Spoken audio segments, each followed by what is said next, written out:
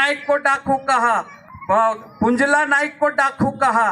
उसके बाद में मानपुर गुजरी में लड़ने वाले क्रांतिकारी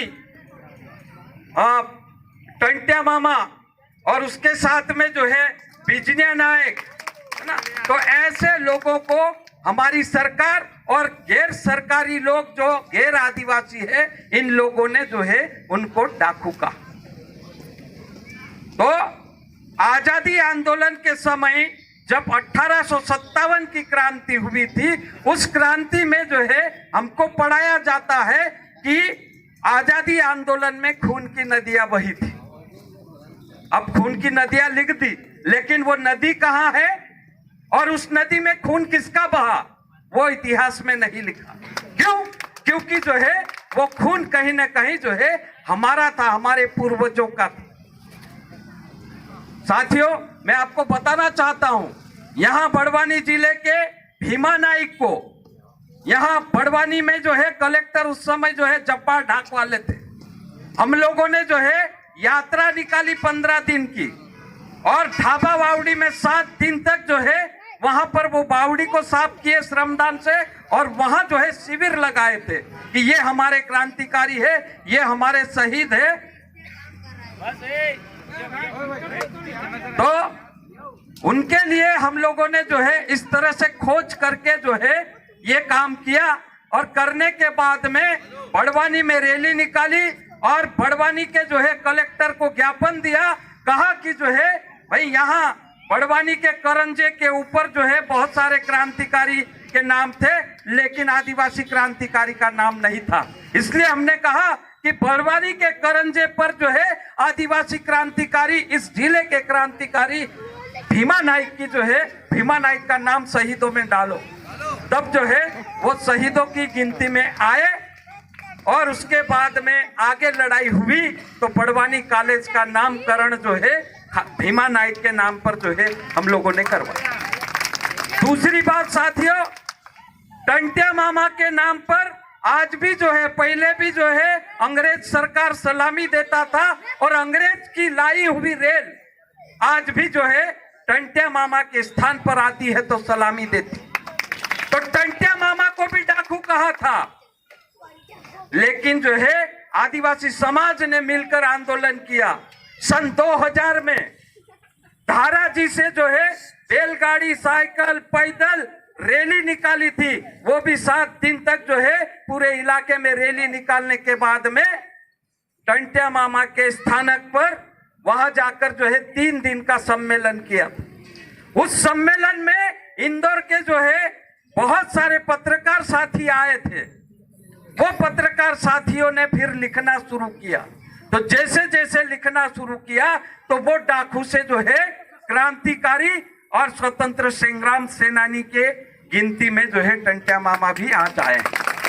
इसी प्रकार से हम लोग जो है हमारे जिले में खाजा नाइक, सेंधवा और सिरपुर के बीच में जो है बिजासन घाट पे जो है वो अंग्रेजों का माल बंबई जाता था तो वो वहां लूटता था, लूट के गरीबों को बांटता था। और यहाँ जो है आपका जो है राजपुर से जो है पलसुद जाने वाला माल, राजपुर की जो सिंधिया घाटी है उस घाटी पर जो है वहां के बिरजू नाइक जो है लूटते थे और गरीबों में बांटते थे। आज बिरजू नाइक को आज भी जो है हमारे देश की सरकार, हमारे प्रदेश की सरकार आज भी उनको डाकू कहती है, आज भी उनको जो है शहीद की गिनती में नहीं लिया है। उसके लिए भी लड़ाई हम लोग जो है 1993 से जो है बांडी हवेली में लगातार जो है कार्यक्रम करते हैं 2 मई को। उसी के साथ में साथियों आगे जो है आप जाएंगे पार्टी और बोकराटा के बीच में जो है नांदलू नाइक और पुंजलू नाइक जो है वो भी लड़े थे, लेकिन उनको भी आज तक डाकू कह रहे हैं। तो उनको भी जो है उनके लिए भी हमको लड़ना है, उनकी भी खोज करना है, उनको भी जो है स्वतंत्र संग्राम सेनानी और क्रांतिकारी की उपाधि देकर जो है उनको भी सम्मान दिलाने का काम हमको करना चाहिए। उसी के साथ साथियों उधर पानसेमल में चले जाओ, खेतिया और पानसेमल के बीच में रुमालिया नाइक करके जो है एक आदिवासी क्रांतिकारी था, वो वहां पर लड़ रहा था। उसके बाद में खाजा नाइक, इधर जो है टंट्या मामा इधर जो है बिजनिया नाइक मानपुर गुजरी के घाट पे लड़ता था। आज तक जो है वो क्रांतिकारी छुपे हुए हैं। उन क्रांतिकारियों को डाकू करार दिया गया है। क्यों डाकू कहा भाई? आज दिन दहाड़े जो है सब सफेद पोशाक वाले लोग दिन को लूट रहे हैं, उनको सम्मान दे रहे, वो हमारे नेता हो गए। लेकिन जो उस समय जो है 1857 के बाद में जो है जब यहाँ क्रांति चल रही थी, उस समय अकाल भी था। हमारे बुजुर्ग बताते हैं कि उस समय यहाँ आंदोलन चल रहा था, लेकिन जो है लोगों को आंदोलन करने के पहले जो खाने की जरूरत होती थी, ताकत मिलता था, तो वो रोटी मिलती नहीं थी, वो भूखे लड़ रहे थे। उसी समय जो है ये लोग जो है गांव-गांव में जाते थे, लोगों की समस्या को जानते थे और जो भूखे थे उनको जो है रोटियां देते थे। तो उस समय बताते हैं हमारे बुजुर्ग कि लोग जो है झाड़ के जो है छाल खा के जिंदे थे, झाड़ के जो है जड़ खा के जिंदे थे, फूल खा के, पत्ते खा के और चारे की रोटी बनाकर खाकर जिंदे रहे थे। वो अकाल था। उस अकाल में ये लोगों ने जो है भूखे रह के आंदोलन किए थे। इसीलिए जो है इतना देश में जो है जिस प्रकार से जो है क्रांति लाने का काम किया है, तो पूरे देश के आदिवासियों ने लड़के जो है क्रांति लाए और इस देश को आजाद करने के लिए, अभी मेरे से पूर्व साथी ने कहा कि हमको जो है आजादी वास्तव में जो है 1947 को नहीं मिली, हमको आजादी जो है 1935 में मिल गई थी। 1935 में जब 1857 के बाद में जब आंदोलन इस इलाके के आदिवासियों ने जो है किया, तो उसको डर के कारण, उस आंदोलन को देख के कारण जो है यहाँ राज करने वाली अंग्रेज सरकार डर गई थी। डरने के बाद में फिर जो है आदिवासियों को क्या तकलीफ है, क्या समस्या है, उसकी जांच करने के लिए साइमन कमीशन का गठन किया। साइमन कमीशन ने देश भर की जो है जांच करी कि आदिवासी को क्या तकलीफ है, क्यों आदिवासी अंग्रेजों के विरुद्ध में लड़ रहे, सरकार के विरुद्ध में लड़ रहे। तो साइमन कमीशन की रिपोर्ट आई कि आदिवासियों को कुछ नहीं चाहिए, आदिवासियों को 3 चीज चाहिए, जल, जंगल और जमीन। जल, जंगल, जमीन मिल जाएगा, आदिवासी अपनी जिंदगी जी लेगा करके जो है वो उस समय अंग्रेज सरकार ने 1935 में गवर्नमेंट ऑफ इंडिया एक्ट बनाकर जो है आदिवासियों के जल, जंगल, जमीन के ऊपर कोई आक्रमण नहीं करेगा, या आदिवासी की जमीन को जो है कोई गैर आदिवासी नहीं खरीदेगा, वो उस इलाके का जो है मालिक होगा, स्वतंत्र होगा। ऐसा करके अंग्रेज सरकार ने जो है कानून बनाया था। उस कानून के तहत धारा 51 का एक अलग इलाका बनाया, धारा 52 का एक अलग इलाका बनाया, जो सबसे ज्यादा पूर्ण रूप से आदिवासी लोग जिस इलाके में रहते थे उसके लिए 6ठी अनुसूची, और जहां पर मिश्रित लोग रहते थे आदिवासी के साथ में गैर आदिवासी भी रहते थे, उसको 5वीं अनुसूची में रखा गया। तो 5वीं और 6ठी अनुसूची जब जो है अंग्रेज बना के गया, तब से वो लागू है हमारे इलाके में। लेकिन हमारे देश लड़के या आजादी जो है लाकर, जब 47 में हमारे देश आजादी लाया और फिर बाद में 1950 में भारत का संविधान बनाया, तो उस संविधान में अलग से जो है आदिवासी के लिए कोई भी प्रावधान नहीं रखा। लेकिन संविधान में जो है, जो अंग्रेजों का गवर्नमेंट ऑफ इंडिया एक्ट के तहत संविधान की 5वीं और 6ठी अनुसूची थी, वो 5वीं और 6ठी अनुसूची को संविधान में रख दिया, लागू है, लेकिन उसके ऊपर अमल नहीं हुआ। तो अभी हमारा काम होगा साथियों, एक तो हमारे शहीद ने जो है क्या काम किया, किस लिए काम किया और क्यों काम किया, ये 3 चीज को जो है लेकर हमको लड़ना।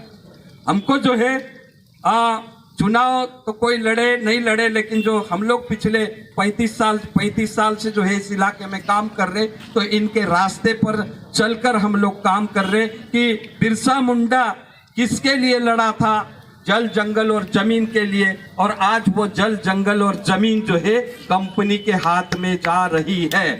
वो हमको दिला के गए, लेकिन आज वापस हमसे छीनी जाने वाली है।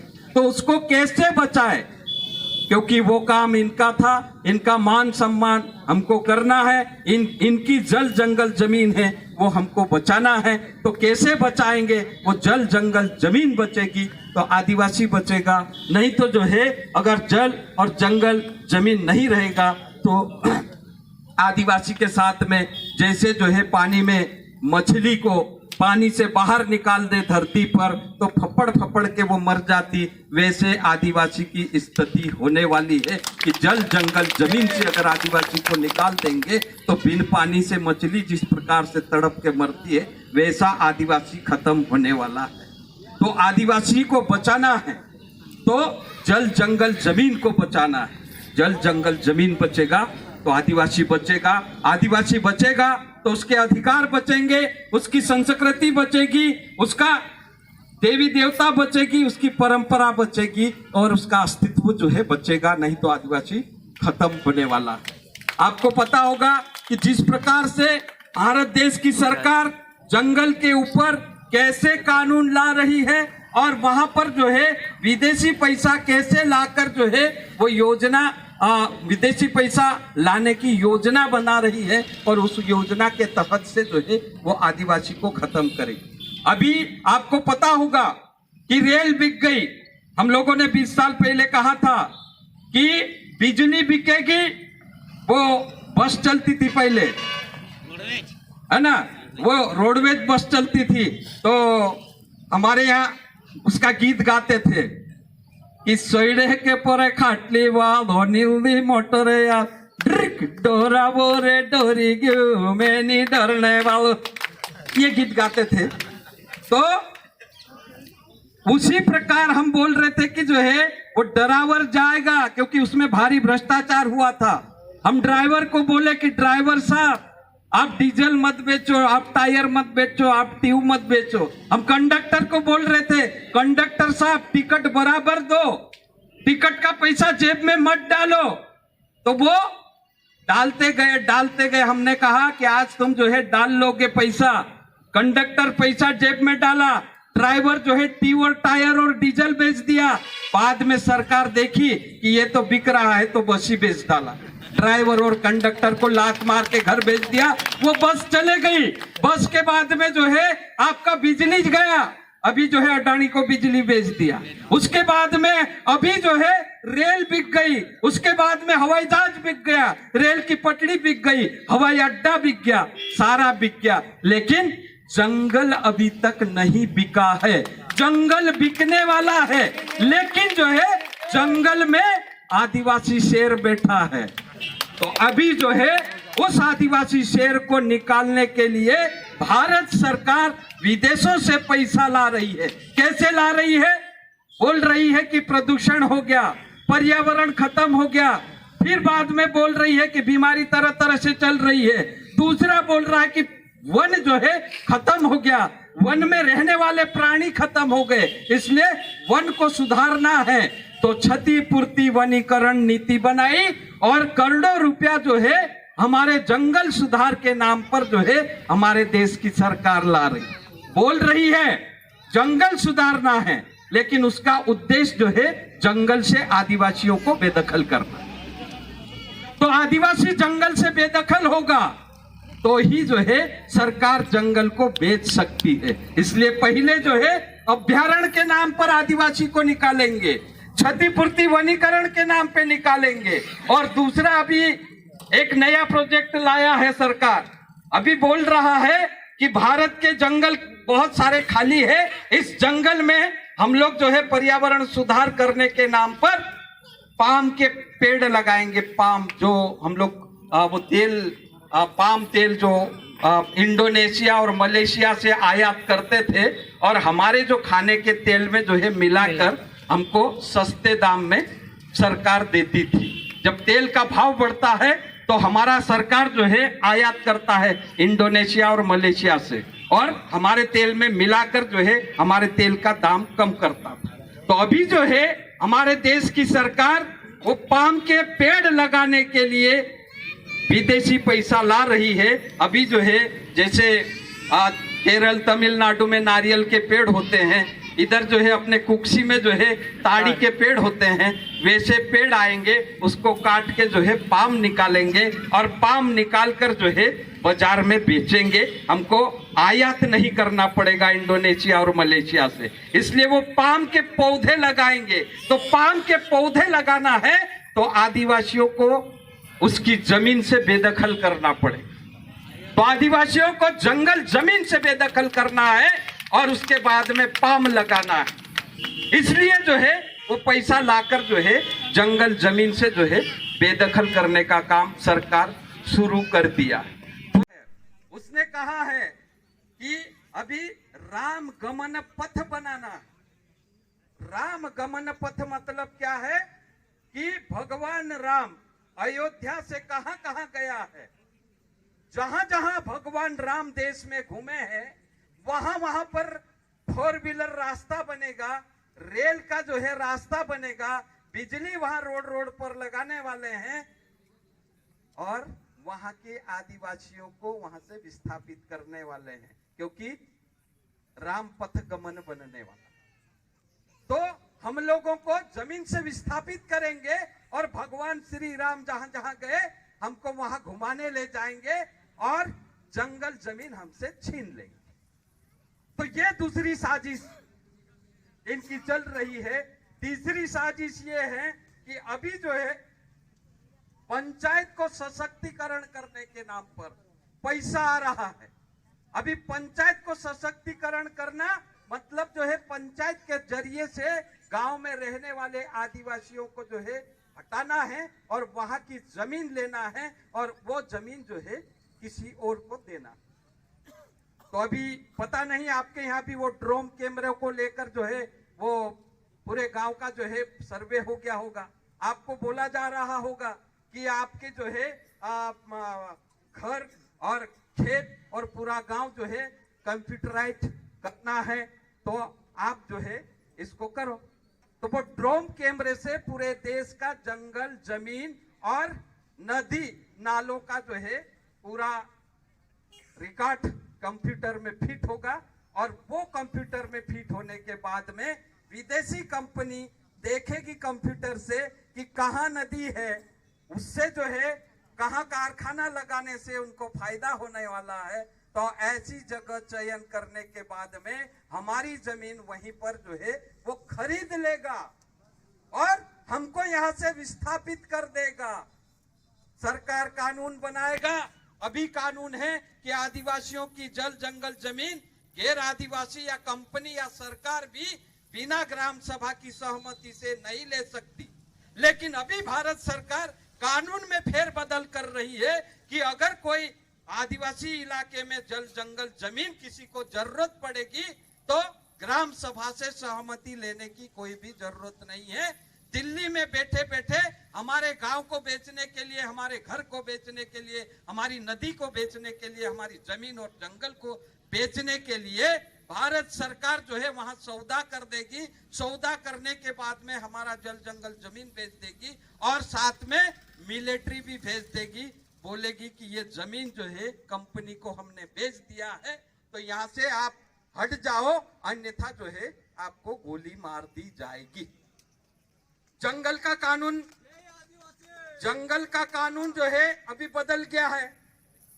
अभी सिर्फ जो है राज्य सरकारों का जो है प्रस्ताव देना बाकी है केंद्र सरकार को। ऐसा कानून लाए हैं कि आपको जंगल में खेती करने के लिए कोई भी धार हथियार लेके अगर वहां गए तो आपको जो है फॉरेस्ट गोली मार देगा।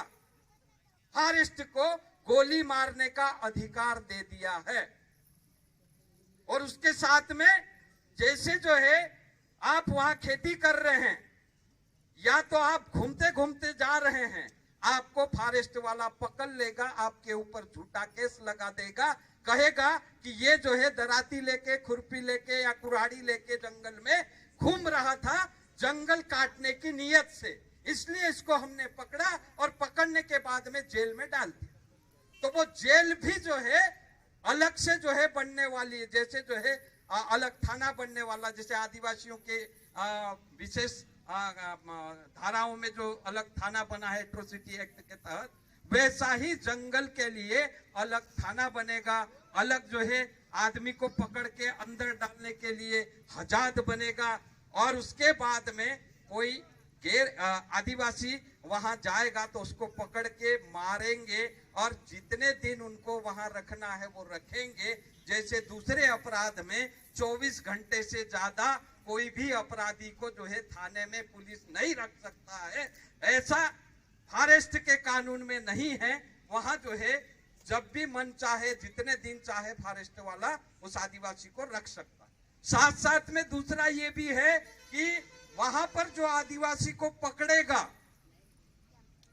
और जेल भेजेगा, लेकिन साथ में अगर कोई जो है सुखलाल भाई जैसे, विजय भाई जैसे जो है कोई आदिवासी कार्यकर्ता जंगल जमीन में रहने वाले आदिवासियों के लिए काम करता है, उन कार्यकर्ताओं को फंसाने के लिए इस कानून में ये प्रावधान किया है कि कोई भी आदिवासी को पकड़ लो और पकड़ने के बाद में वो बोले नहीं बोले, लेकिन उसके नाम से जो है बयान लिख लो। उस बयान में ये लिख दो कि गजानन जंगल में दराती लेके या कुराड़ी लेके झाड़ काटने आया था, उसको हमने पकड़ा, लेकिन वो बता रहा है कि गजानन को सुखलाल और विजय ने भेजा था। तो जितना गजानन गुनेगार है उतना ही गुनेगार विजय और सुखलाल भी होगा। तो जो देश में आदिवासी कार्यकर्ता समाज को ऊपर उठाने के लिए, समाज के विकास के लिए, समाज के अधिकार दिलाने के लिए जो काम कर रहे हैं, उनको खत्म करने के लिए भी वन कानून में ये प्रावधान सरकार ने कर दिया है। उसके साथ में अभी का जो वन कानून है अंग्रेजों ने बनाया था 1927 वाला, उस कानून में ये है कि आप अगर जंगल में अपराध करते हैं तो आपको जो है पकड़ के फॉरेस्ट वाला लाता है, लाने के बाद में 1000-1500 रुपया दंड होता है और आपको जो है वहां से छोड़ देते हैं। लेकिन इस कानून में यह कहा गया है कि आप अपराध